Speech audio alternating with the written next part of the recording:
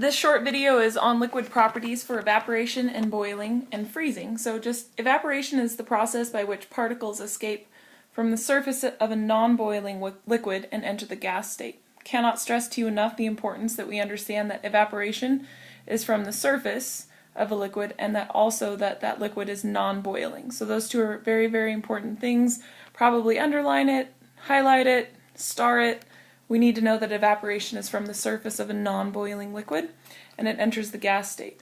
Boiling is the change of a liquid to bubbles of vapor.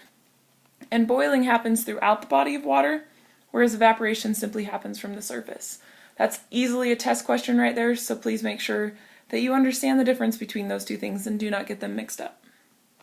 So evaporation is again the escape of molecules from a liquid to a gas without boiling. So hopefully you're stressing this as well, highlighting it, understanding that evaporation does not deal with boiling water or boiling liquids in general. When things evaporate, the warmer molecules have a higher kinetic energy, so Ke, and they're able to escape the surface of that liquid. When that happens, it actually leaves cooler molecules behind. So those molecules at the top have high kinetic energy, and it's simply because maybe those molecules are moving around or the sun is heating them up. When you're outside, you might get warm, you might have some liquid molecules on you where you're sweating, and those molecules on the surface have that higher kinetic energy, so they're going to be able to escape the surface. This leaves cooler molecules behind. And this is actually really important in nature.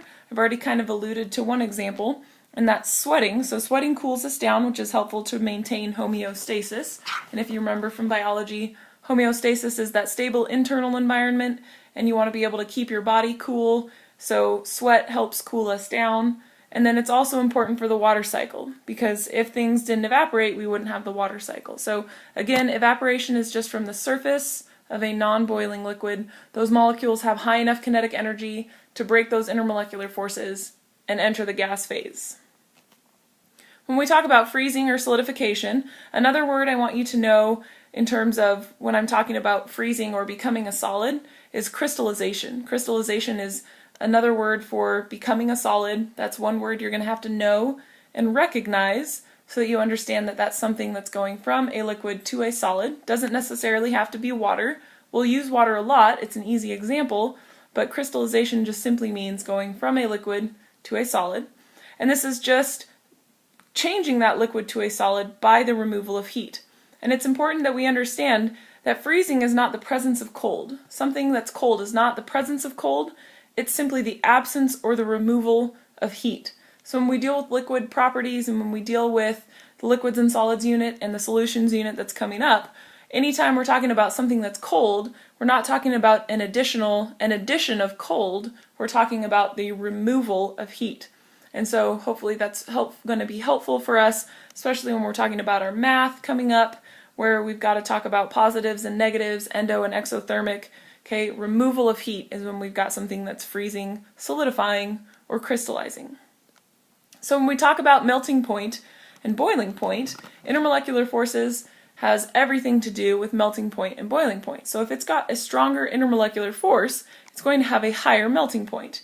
And essentially this is because it takes more energy to break apart the molecules if it's got strong intermolecular forces. So thus the melting point of the solid, so the temperature at which it melts, would be greater. It takes longer, it takes more energy, so it's going to be at a higher temperature and it takes a little bit longer time. So if the stronger the intermolecular force, it also is going to have a higher boiling point.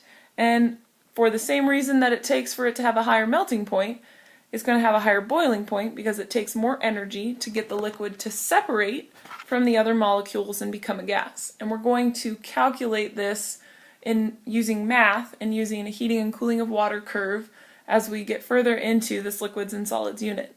And so if it's got strong intermolecular forces, it's going to melt at a higher temperature, it's going to boil at a higher temperature. Both of those take more energy, more kinetic energy. And then you should be thinking, okay, if it's the opposite, it's probably going to, if it's got low intermolecular forces, it's going to melt at a lower temperature. And if it's got low intermolecular forces, it's going to boil at a lower temperature. So the stronger intermolecular forces is that just again means that more heat is required to disrupt those interactions between molecules.